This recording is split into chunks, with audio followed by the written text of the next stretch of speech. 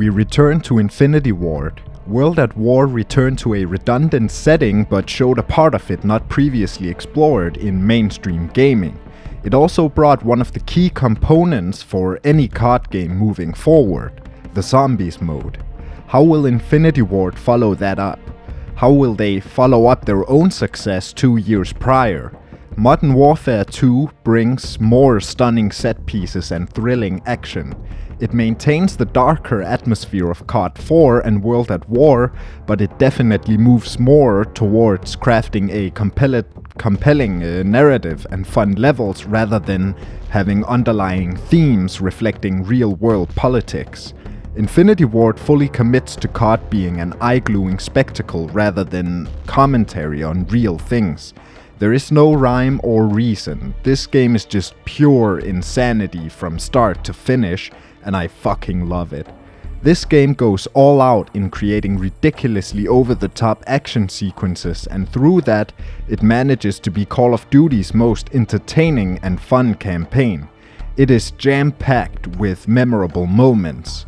So far, this is definitely my favorite campaign. It picks up around 5 years after COD 4.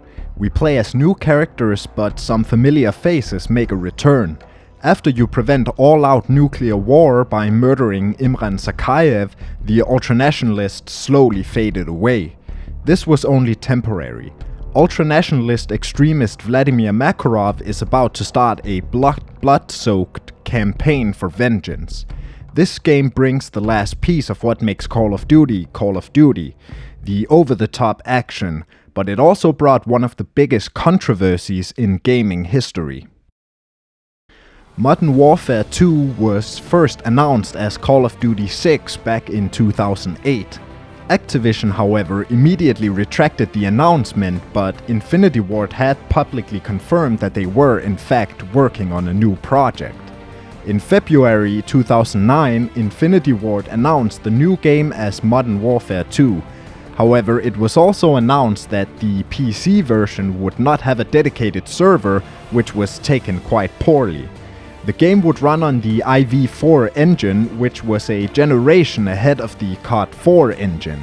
It also used an ID Tech engine to greatly enhance the game's rendering and visual effects. With this, they could build bigger levels with more moving entities and have more debris and smoke fill these larger battlefields.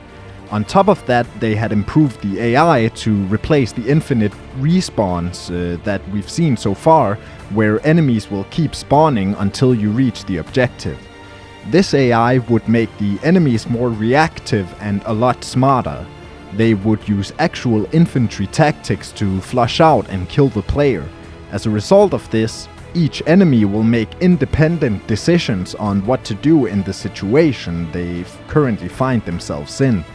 This means that firefights can play out quite differently and vary in difficulty from playthrough to playthrough. Throughout spring 2009, 2 teasers were released to demonstrate the more fast-paced gameplay of this game, and on November 10th, 2009, the game was released. The game was met with the same praise as COD 4. The design was praised for putting the action in places familiar to players like suburbs or a fast food rest stop. The unpredictability of the AI was also noticed and appreciated. However, there was also some criticism. Many thought that the game was too short, and already here people begin to call out the recycled game formula that would come back to haunt this franchise later. However, most people that had a problem with this game would zone in on the No Russian controversy, which we will get to soon enough.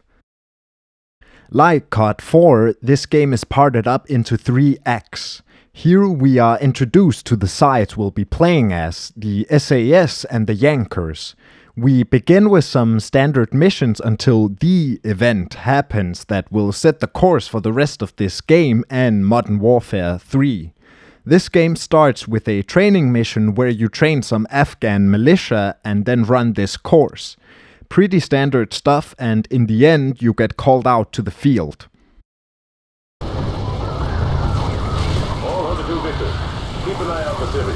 This is the first real mission of the game. We play as Private First Class Joseph Allen from the Rangers. In the opening cinematic, we see the American forces moving in on an Afghan town. Shepard gives a speech about modern war, saying that the US Army is the most powerful military force and therefore they have to fight in every war because being able to use modern weapons to full effect makes a much bigger difference than simply having them and playing it by ear. That's also why we were training the Afghans in the training mission. In the beginning, Allen is waking up after taking a pretty hard hit. Shepard helps him to his feet and you enter the action. This part is pretty simple. The insurgents have blown up the bridge crossing this river and you gotta keep them at bay until a pontoon bridge can be deployed. All you do is shoot at them from across the river. You get to use the grenade launcher and it's all around a pretty cool section. The battle is intense and there's a lot to shoot. After the bridge is deployed, you take the turret position of a Humvee. You watch an airstrike take out this building and the battle dies down. You enter the town. Now the silence of this drive contrasted with the bombastic opening creates a really eerie tension. The war is asymmetric, so the enemy could be hiding anywhere. It's portrayed very well in this part. Eventually you do see some militiamen on this balcony, but the rules of engagement says only fire when fired upon, so you just pass them for now. But shortly after that, the insurgents do open fire. Now you have a turret section where you protect the Humvee from RPGs. You fight through the narrow streets and alleys until a rocket finally does hit you and you are blown out of the vehicle. You quickly see cover inside this house that grants temporary safety, but you quickly move up to clear it in some close quarters combat. Eventually you get to a school where you gotta help out another unit. As you enter the school, the fight really picks up. The new engine really shines here with the amount of debris and particles flying through the air. After relieving the other unit, you gotta go to the rally point, but you have to be careful. Now you have a street fighting sequence kinda like in COD 4 but better looking. After getting to the rally point, Shepard takes you under his command and briefs you on some special operations. Then the mission ends. This is a great introduction to the core gameplay. It's not hard at all but keeps you entertained with non-stop action, exactly as it should be.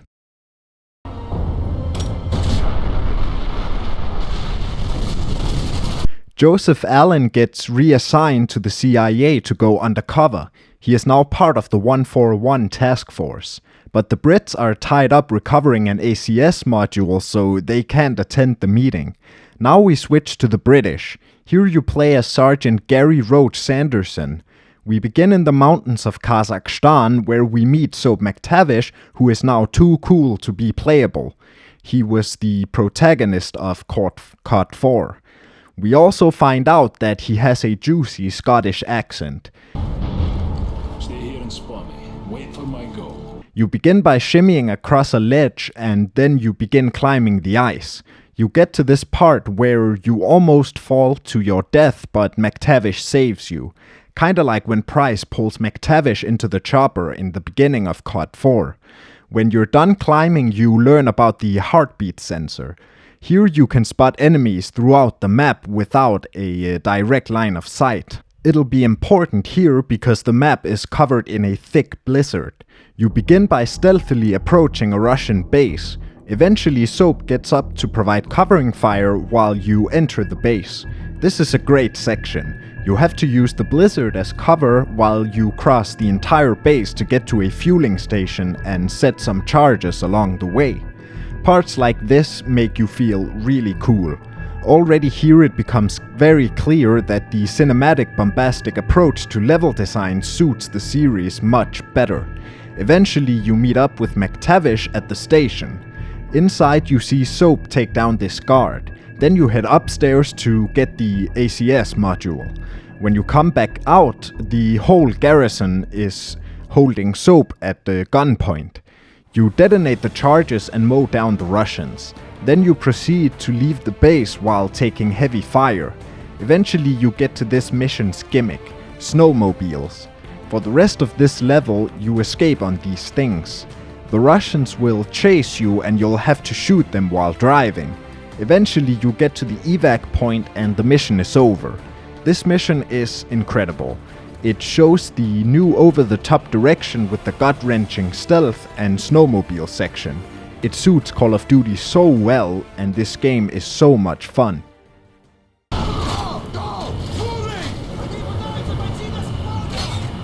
Now, this is the mission that sparked a huge controversy. You're basically committing mass murder. This, understandably so, caused quite the uproar. Many didn't see why showing this was necessary. I personally believe it was, since this is the moment that kickstarts the Modern Warfare plot, and therefore making the player actively involved increases the impact it has. Even though I do think the narrative is better with this mission in there, I still think it's quite unpleasant to sit through. It depicts something very horrible, but it doesn't seem like it was just for shock value. They do give you the option to skip it, and even while playing it, you don't have to shoot civilians. As a matter of fact, I think in the German version you fail if you harm a civilian. Not in the Danish version, but I still didn't shoot. In the Russian version, it was removed completely. I've left this trigger warning here just in case with a timestamp on when we get to the next mission. We return to Joseph Allen, who is currently undercover by a man named Makarov, and he is quite the psychopath. He is an ultranationalist extremist who is currently trying to provoke a war between the US and Russia. How does he plan on doing that? We're about to find out. You start in an elevator in Moscow airport where Makarov reminds his crew that they mustn't speak Russian. The horror starts immediately as you get off the elevator. You line up by a group of civilians and they immediately open fire on them. You begin moving through the airport where Makarov and his men kill anyone on sight. It's a very disturbing sight. Bodies are piled everywhere and the floor is covered in blood. Eventually you move to the tarmac where special forces show up. Then we have this long firefight where you fight your way across the tarmac. Here the game returns to normal and you get introduced to riot shields. They're basically just tanky infantry with some weak spots. All in all, this part is actually really cool. After the fighting you get to this ambulance. Makarov says that the shooting was no message, this is, and then proceeds to shoot Allen in the head, killing him. He knew Allen was with the CIA and Makarov reveals his hand. He told the crew to only speak English and then kills the American among them. This is how he will make the populace want war with the US. Anyways, terrorist attack happens and the US government gets the blame. Now Russia wants war.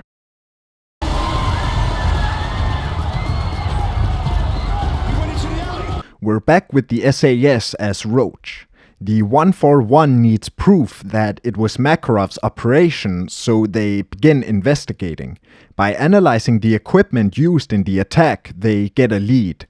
They need to get a hold of an Alejandro Rojas in Brazil. He supplied Makarov's crew. You start by going after his assistant. You're following this van to a hotel where the assistant emerges, but for an unknown reason, he proceeds to shoot and kill the guys in the van. Eventually he shoots at you and you gotta duck. The amount of times I died here while playing this game for the first time was painful. I had no idea what I was supposed to do as I barely spoke English at the time. Anyways, you and the crew gives chase. You run through the streets as civilians flee for cover. Shortly after, however, you get to this alley where you get a clean shot at his leg. McTavish and Ghost gets ready to force the intel out of the assistant.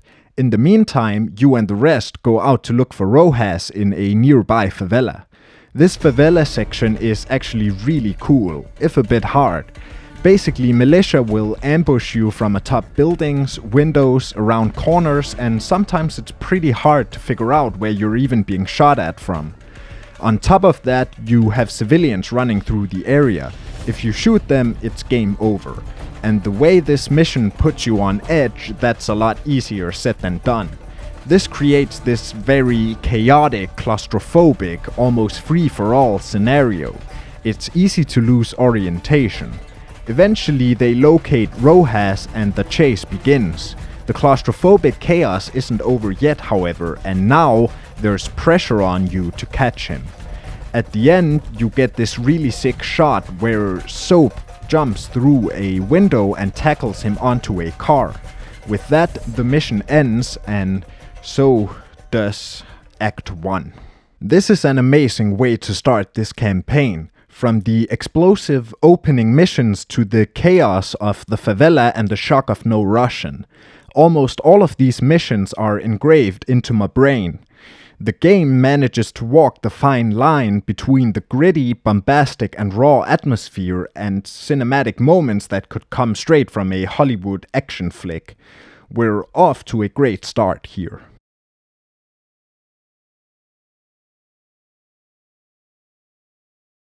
To start off the second act, we take control of another ranger, Private James Ramirez. In the intro cinematic, we listen in on a comlink between American air radars. They see multiple red dots approach, but they think it's just a glitch to begin with. It turns out the Russians are invading. We start by driving through a suburban neighborhood that's in ruins. Russian paratroopers rain from the sky. At a time where most war footage people saw was of run-down slums in the Middle East, it must have been quite the sight to see such a familiar setting engulfed in the flames of war. A BTR shows up and you run for cover. You move through the suburbs where you see the peaceful neighborhood being torn to pieces by the battle. Eventually, you have to use smoke to get past the BTR and into an alley. Here you encounter your first paratroopers. Eventually you get to this rest stop area with restaurants and diners. The battle rages on. Here the BTR returns and you gotta go to this diner to hear about the status of a crashed plane. You hear of a supply drop that you gotta go recover. You get to the roof where there's a sentry gun that you can deploy. Now you gotta defend the diner against waves of attacking Russians. This part is actually really cool. You can use thermal optics to see through the smoke screens, and thermal makes everything look very real because they don't rely on actual graphics and shaders to give it a very real look, kinda like with the AC-130 in COD 4. After defending the diner, you gotta cross the open street to go get a drone rig for a Predator drone. But not only are you getting swarmed by infantry, 2 BTR show up. This little 50-meter dash ended up being the most frustrating part of this entire mission. But eventually you get your hands on the UAV rig. Now you can use the Predator drone to destroy the BTRs. After that, you return to the diner, but before you make it, it's blown up and you gotta change course. You move to the burger town. You can still use the drone, by the way, and it's fun as fuck. You can wipe out entire squads with a single missile. It's very effective. When you get to the roof of the burger town, you gotta cover the rest of the team who are moving the objective. Now you have a repeat of earlier where you defend against waves of Russians, but did I mention that this time you have a Predator drone? Eventually some choppers take down the drone and you gotta use Stinger missiles to take them down. Eventually, after holding back more Russians, you rejoin the convoy from the beginning. You hear that you're going to Arcadia next. The mission ends. I really like that they put the whole over-the-top destruction in what looks like most people's hometown. It gives a fresh perspective that counters the common image of war that the public had during the War on Terror. However, the mission itself is very gameplay-oriented. They just give the player the opportunity to have fun with a lot of different gadgets, and it works super well. This mission is so much fun.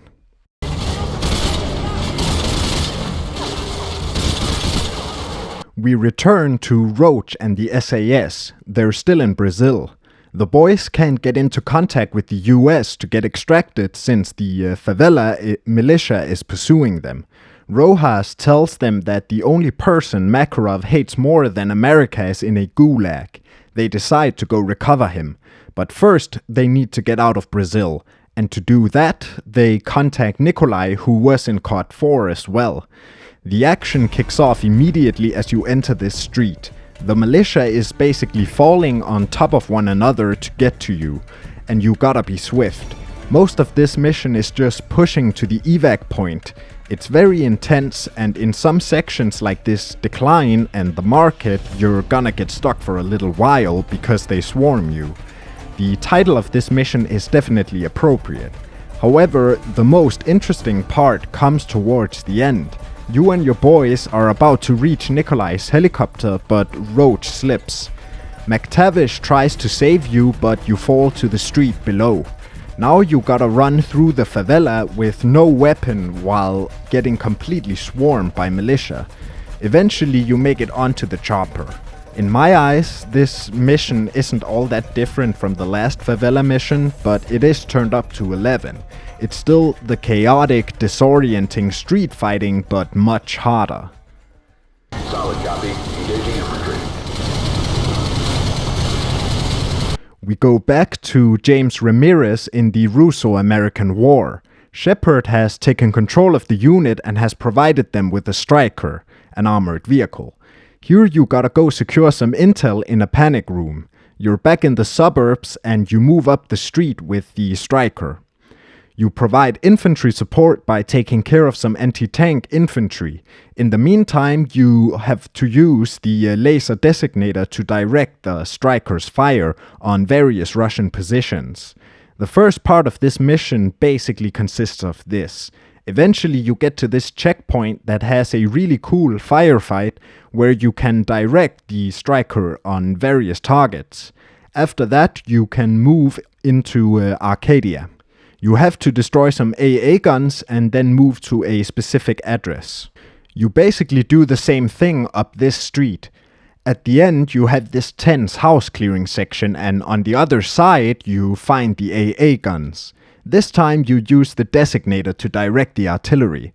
After that you can move towards the address where you gotta extract a VIP from a panic room.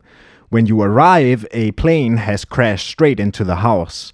The action dies down and you actually feel a bit of tension as you enter, expecting an enemy to pop out, but none does.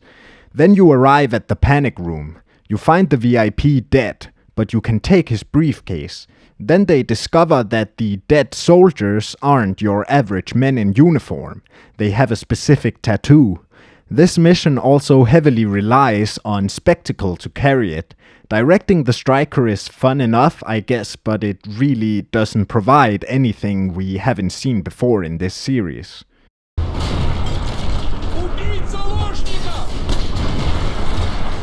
The 141 continue with their mission. They are now heading to the Gulag to rescue prisoner 627, who is the one they're looking for. One small issue. The Russians have rigged up multiple oil rigs by the coast with SAMs. They need to be disabled. You start on a submarine as you approach the oil rig. It's a pretty good looking section. You see and hear the marine life. You sneak your way onto the rig. As you begin moving forward, I couldn't help but to notice the similarities between this and COD 4's opening mission. Here you come from below and work your way up, which is an inversion of the COD 4 mission. Now you gotta save the hostages. When you breach the rooms, you have this cool slow-mo section where you gotta hit the enemies without harming the hostages. It's great fun. When you get up to the first deck, you encounter a helicopter. These things will harass you throughout the mission. You get to the second breach area and do a repeat of last time. Now the Russians are onto you and you booby trap the bodies. When the enemies enter, you blow them up and open fire. Your cover is blown. You gotta go neutralize the SAMs immediately so you can get reinforcements. The Russians immediately put up fierce resistance. Not only that, but the helicopter returns, but you can use a Stinger to shoot it down. You fight your way to the top deck, where the nature of the battle changes. The Russians put up a thick smoke screen, and now you gotta rely on thermal optics to perform. The Russians use them as well. This is another challenging part that I was stuck on for longer than I wanna admit, but eventually you get to the final hostages and you clear it. As the Marines secure the oil rig, you extract on a helicopter and fly towards the Gulag to get the prisoner. This mission was good fun. Use your riot shield to draw the fire. You start by flying towards the castle on the helicopter. The choppers immediately assault it. Now you have this really fun section where you snipe some RPG users from the helicopter. After clearing the towers, you move in to land. Here we get a taste of the recklessness of the Americans. Just like in the first mission, they don't really care about danger close. You fight through the court to get into the complex, and then you fight through the corridors, and you get to this spiraling cell block. Ghost taps into the control system to find the prisoner, while the others move out to check cell by cell. This is another cool section. Here you fight around the spiral catwalk of cells. The Russians could theoretically be firing from every direction, leaving you with no or limited cover. Eventually, Ghost finds out that the prisoner has been transferred to the East Wing, and you gotta go through the armory to get there. In the armory, you have a wide variety of weaponry to choose from. You end up having to use a riot shield, though, because of how exposed you are. Riot shields got quite the infamous reputation in multiplayer because it basically blocks bullets, with the trade-off that you can only use it in melee. If you switch to your secondary, you put it away entirely. Anyways, you fight through the Russians and rappel down to the bottom where you gotta use night vision. You fight your way deeper into the complex where the Navy begins bombarding the area.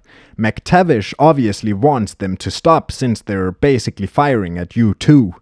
The Navy agrees to stop temporarily, so you gotta hurry now.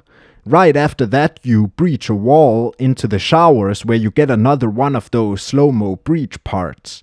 The shower rooms, however, prove to be a bit more of a challenge. Not only do you get swarmed by infantry, some with riot shields, but they will also take positions up above and shoot down on you, and it's super hard to take cover from them. Eventually you get to the prisoner, and it turns out to be none other than Captain Price. I really like that when Soap realizes who it is, he gives back the pistol that Price gave Soap to kill Zakhaev. The reunion is cut short as the Navy immediately begins to fire again. You run for dear life until a chopper is able to pull you out. This mission had a lot of great moments, riding in on the helicopter, fighting through the entire complex, and of course, the return of Captain Price. Awesome.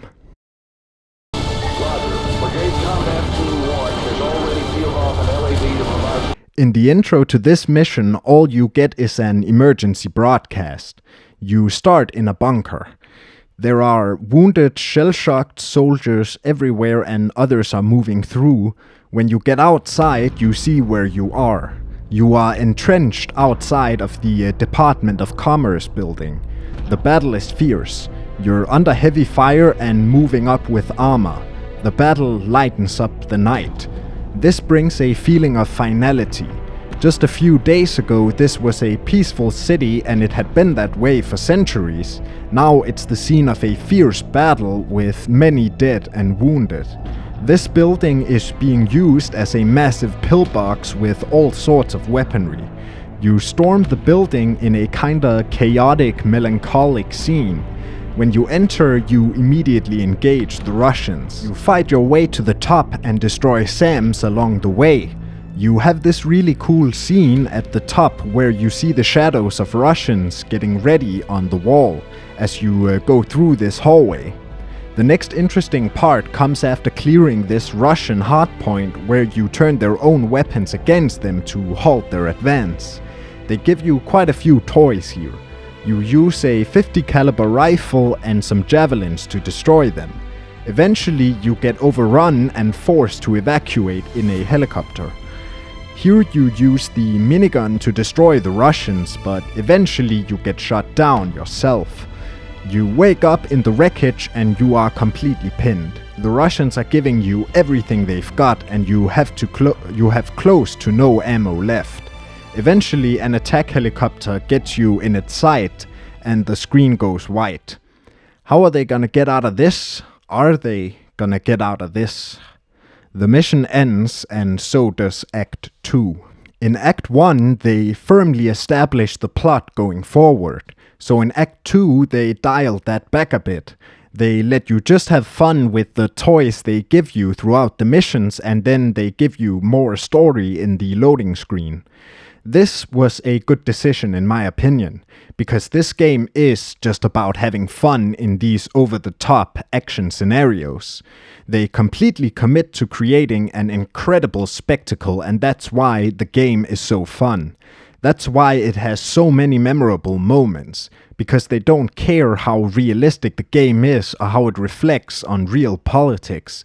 They just let you knock yourself out with all these gadgets. Anyways, here comes Act 3. Nice work on that SAM site. Thanks. But we better get moving. Those explosions. In the intro, Price talks to Shepard. We see the blueprints of a nuclear submarine during their conversation. Price says he's gonna end the war by creating a huge bang. Shepard doesn't like that idea and says he's been locked away too long and that he should focus on getting Makarov. Price insists, and when Shepard doesn't budge, he just ends the call. Now we gotta go secure that submarine. You parachute in and regroup with Price, but the other lads landed somewhere else. Now you approach the Russian facility with Price. This is a stealth section. You sneak through Russian patrols and take out some stragglers. Eventually you get spotted by a BTR and you have to escape as it blows up the trees around you. You get to safety, but now the Russians are alert and searching for you. You arrive at a village where you take control of a Predator drone, but it's shot down by a SAM site. You go in on foot and engage the Russians. At the same time, McTavish and the others show up and they destroy the SAMs. You fight your way to the base itself, where you get another drone. Now you get to have more fun with this thing. You can blow up vehicles and get multiple kills at once. You fight your way to the submarine where you cover Price as he enters. He's gone to disarm it. Here you have more fun with the toys they give you until the silo doors open on the sub. The boys begin to panic and call for Price, but he's not responding. Ghost desperately calls to him that the doors are open, and after moments of silence, Price simply responds with "good" as a nuclear missile is launched out of the sub. The mission ends after that.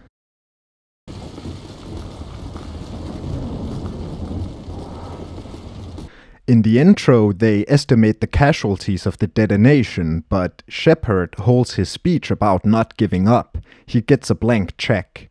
Now we return to the Americans who are still pinned down by the wrecked chopper, and we get a repeat of the end of the previous American mission. But then we get to where we left off last time, and we take control of an astronaut in space. Here you watch the missile approach America, and it detonates in the upper atmosphere as an EMP, and the East Coast gets a complete blackout. We return to the ground where we see the aftermath of the EMP. Helicopters rain from the sky as all tech goes out. You seek shelter in this building. A cool detail, your sights stop working here, so you have to use iron sights. Eventually you can leave, and except for the fires, it's completely dark. You walk through the aftermath of the raging battle that has suddenly gone completely quiet. It brings back the eeriness of entering the town in the very first level. Eventually you encounter a runner. He gives you your objective. You have to get to Whiskey Hotel and join a task force. You enter this building, and shortly after you encounter some Russians. You fight inside this office with cubicles. The interesting part about this level is that the vast majority of the cover in here can be easily penetrated by bullets, so you get this insanely chaotic scene inside. You fight through the office building and exit through this hole. You find these Russians trying to get a crew out of a BTR and you take them out. You leave the crew in there. Soon after that, you encounter more out on this street. Shortly after that, you find the president's bunker and the mission ends as you enter.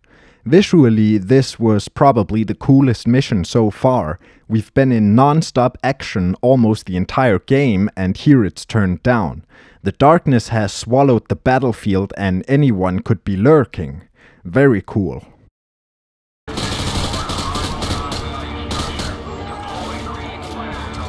You don't get a cinematic intro here. You start by going through the president's bunker where you're told to hurry up. When you get outside, you see Whiskey Hotel. It's the White House. The Americans are in the middle of assaulting it since there's still power. Now you gotta go for the left flank. You have this section where you move across a pretty open area while taking fire from all sides. Pretty intense. As you enter, you get the stakes for this mission. You have limited amount of time to get to the roof and deploy a green flare to stop an airstrike that will surely kill you if carried out. For the rest of the mission, you fight your way through the White House to get to the roof. There are lots of enemies and the time keeps you pressured. But in the end, you make it and deploy green flare.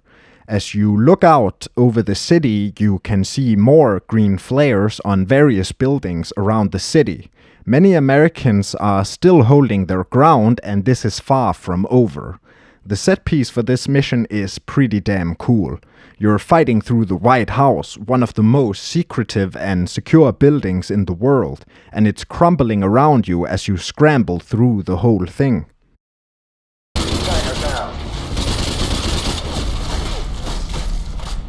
We're back with the 141.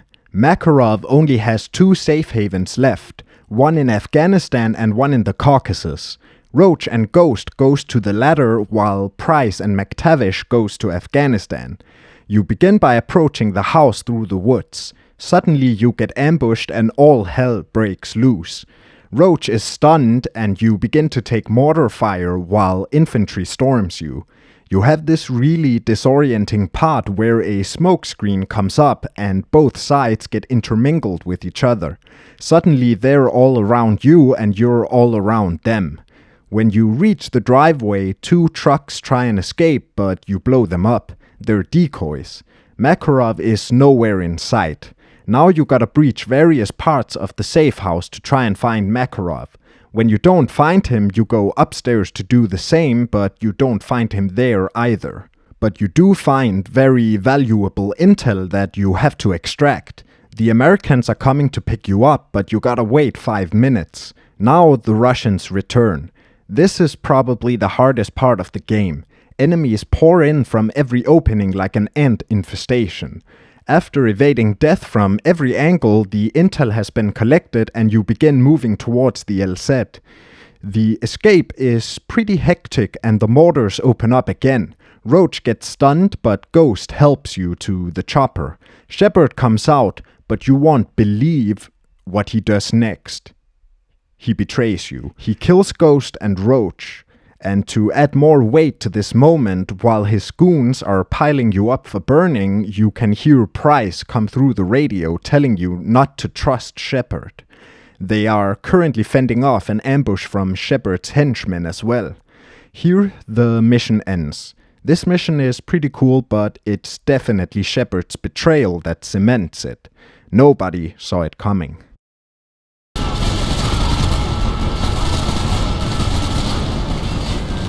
We take control of Soap in Afghanistan. Makarov and Shepard's men are engaged in an intense battle and you gotta get through them to reach the runway where Nikolai will pick you up. The vast majority of the mission is just you making your way through the chaos.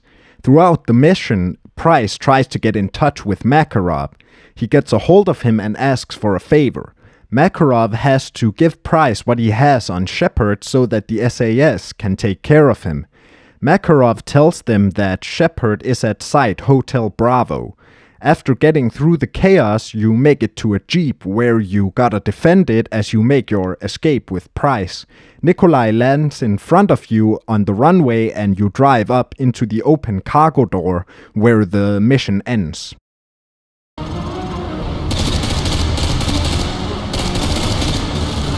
Price and Soap are now the most wanted. Shepard has a whole army and they're only 2, but it's not over yet.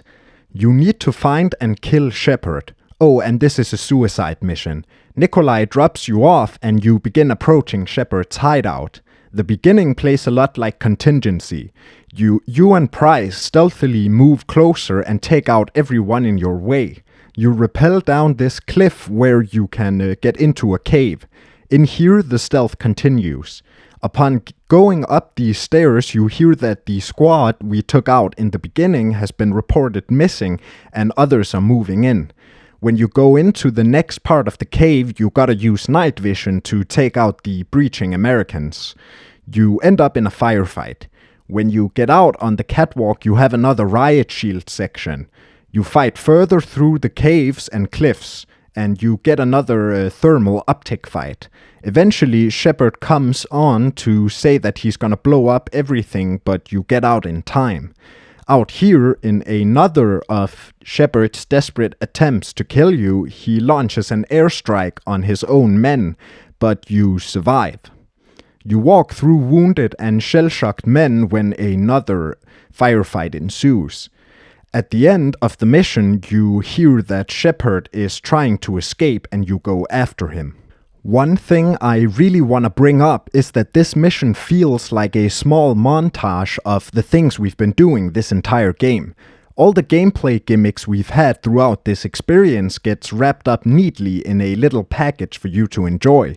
You use stealth, night vision section, you breach, have a thermal fight, so on and so forth. This is a great way of showing the player that didn't care about the story that the game is reaching its conclusion.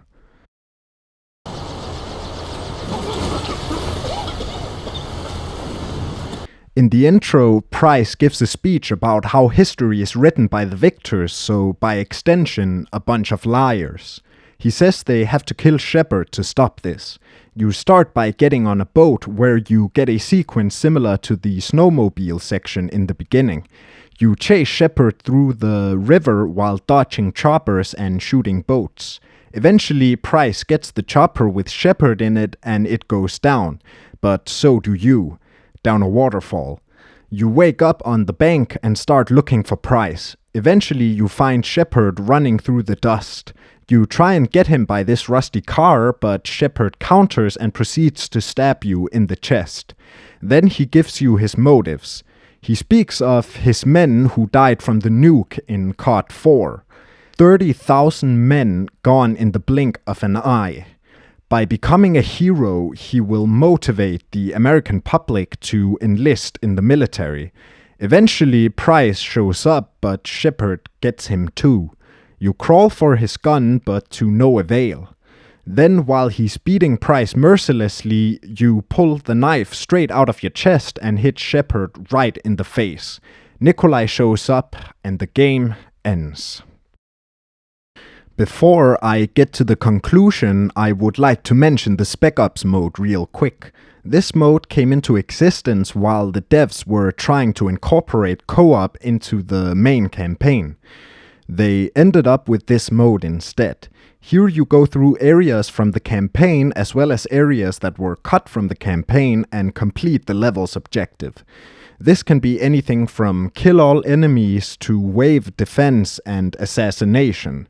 It's pretty fun, but as an extra mode, it just doesn't even come close to zombies. This is my favorite COD campaign for many reasons. It has style, character, and it's fun as fuck. The gameplay itself really hasn't changed that much since COD 2, but the design and overall flow of the levels definitely has. This game does not give a fuck about realism or staying grounded. It just wants to be an action-packed spectacle. It uses all sorts of gadgets to create over-the-top, memorable gimmicks for many of the levels. These parts are mainly in the SAS missions, which is why I preferred those in this game as well. It's pretty cool that this and World at War came out right after each other, because both of them goes in a completely different direction when it comes to staying grounded. Unlike COD 4, this game actually has some style. COD 4's visuals felt very stale and sterile, but here they go back to using weather and other ambient elements to create different atmospheres, like the eeriness after the EMP or the tension of sneaking through a blizzard. This is also the game where the story of Modern Warfare really takes off. Ultranationalist Makarov deceives the world by blaming a shooting on the CIA, which leads to the Russo-American War. While the war rages, Shepard and the 141 works on bringing Makarov to the light, so the world knows that it was all him. On the American side, we fight through very familiar settings like fast food joints and suburbs. Seeing war in places like these must have been pretty impactful in a time where the only war people saw was in the Middle East. Anyways, Shepard betrays the 141 by taking the evidence against Makarov and trying to get rid of them through murder. But he doesn't get Price and Soap. In the end, Price makes a deal with Makarov. Makarov gives them everything he has on Shepard and they will do the dirty work. The game ends with Soap killing Shepard. This campaign has many standout moments, infiltrating the Russian base with Soap, freeing Price, and storming the White House. This campaign was made to last in memories. So anyways, that was all I had this time. Please like and subscribe, or I'm gonna cast an ancient Norse curse that will be in your bed tonight.